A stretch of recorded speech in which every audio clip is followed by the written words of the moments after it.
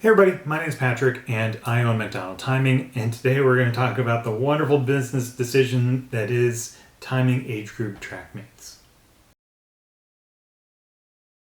So part of me wants to say don't do it. This video is first of all aimed at people who are maybe new to timing or certainly new to the business, and maybe you've been asked to time an age group event and you're like, what does this actually entail?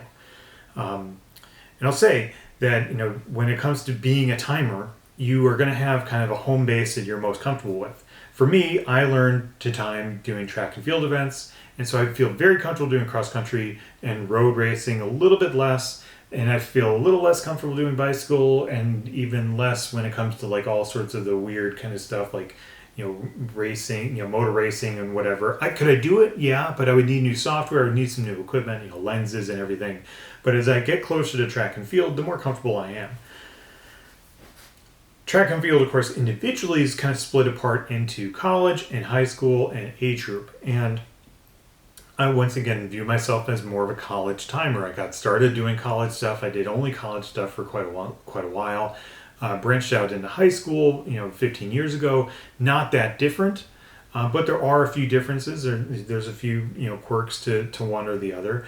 But then age group stuff is almost a different category to me because of the particular demands of age group meets. So we're going to get into them, and then hopefully I'm going to cover everything as far as the difficulties and some of the ways that you can work around them. But if you are here in the video and you haven't been a subscriber, please hit subscribe. It would help the channel. Thank you much.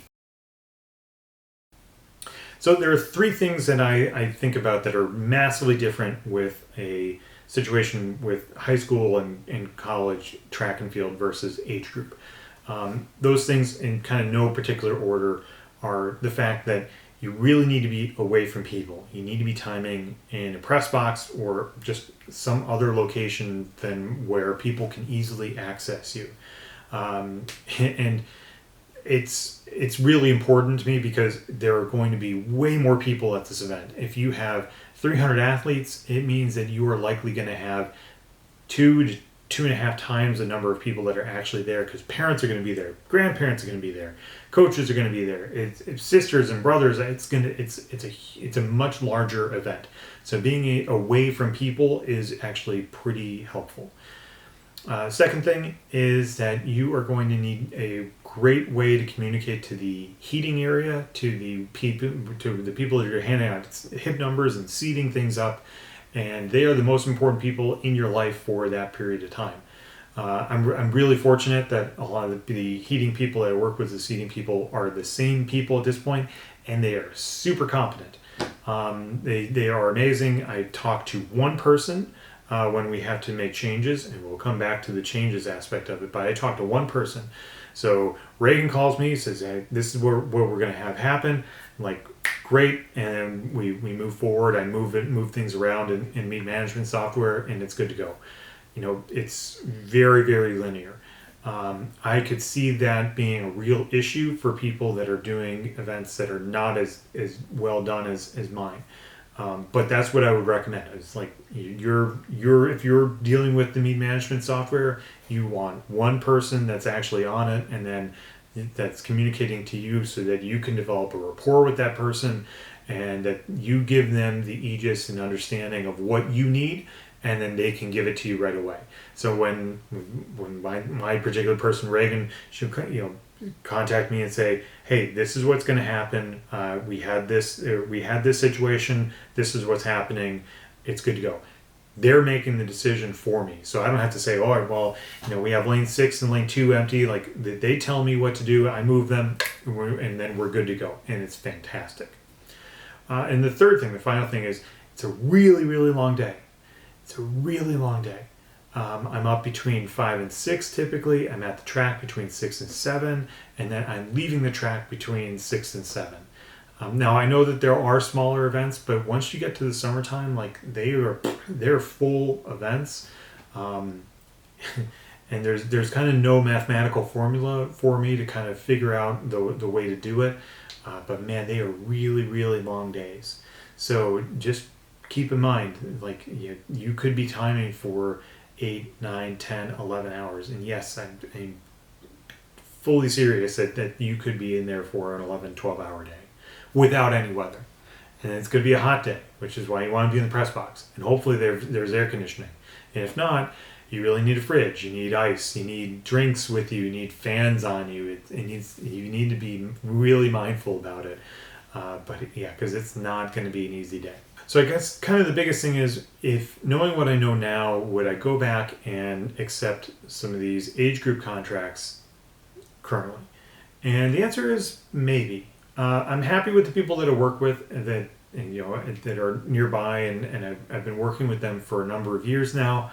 I'm reticent to take on any additional contracts. People are asking me.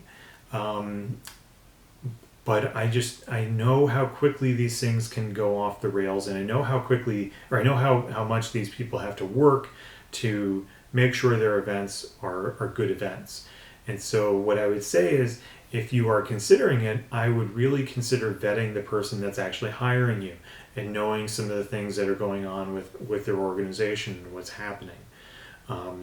It's important to be mindful about the metric issue and the issue of like how are we going to handle athletes that show up and want to be part of this event.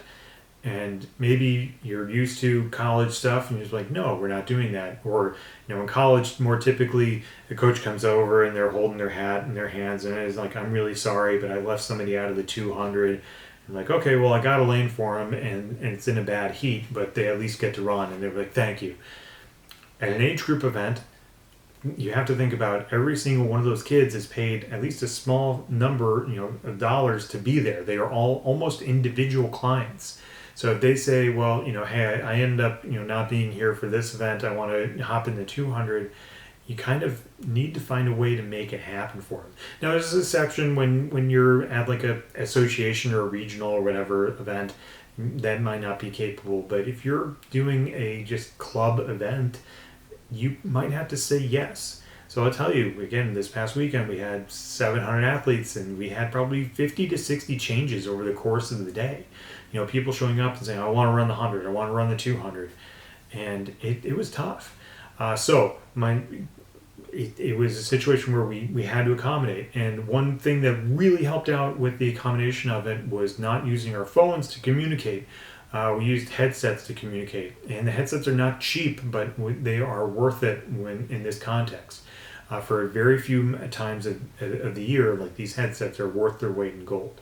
So, I would be mindful and say, like if you haven't invested in a good set of headsets, please consider doing so. And I will have some information on some of the headsets that I'm using in a few weeks here, hopefully. But it's really important to make sure that you're communicating to these people. It's really important to make sure that you're aware of what the expectations are for you when it comes to, like, are we going to add these people or not?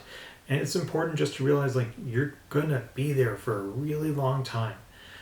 So be mindful with your rate. I would really consider a rate structure where you have a small percentage, at least, or some percentage of every athlete that's there. So every athlete is paying X amount of dollars, and that is subsidizing your existence at that event. But again, just be mindful. You are going to be there for a long time. It's going to be hot and annoying. There's going to be more people than you probably would like to be around. And ultimately, you're not going to be able to choose your pace. The pace that the event is going to go at needs to be the pace that the heating tent and the seating people can get to. So if they are running relatively smooth and like clockwork, then you're going to be firing the gun pretty quickly, and you're just going to be rolling through it. And that's great.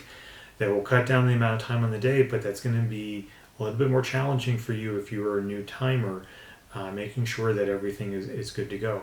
And honestly, you need to make sure that all your software is really right on to where it needs to be, because you don't want to be fussing around with potential software issues in the middle of this event where you are doing the timing, maybe yourself. If you have a technician or somebody that can be there with you and they can handle the meet management or whatever it is that you need them to, that's fantastic. But just be mindful, like it's a lot of things that you're going to have to do on somebody else's timetable, and it's going to probably be a lot more compressed than what you're used to. So, do I recommend you time age group meets? Maybe. It's not easy, and it is a very specific set of clients, and you need to be mindful about lots of little details that you probably could get away with at a college event or a high school event. If I haven't scared you off enough and you have specific questions, feel free to leave it down in the comments. I'm happy to answer them. I'm not going to call out any previous clients. I'm not, and I'm not going to, say don't work with these people. But I again would be very careful about who you choose to work with in the age group realm. Be really mindful and make sure that they are going to respect you and understand why you are charging XYZ for the things that you're charging. And then remember, time is luck. Thank you for watching. See you next time.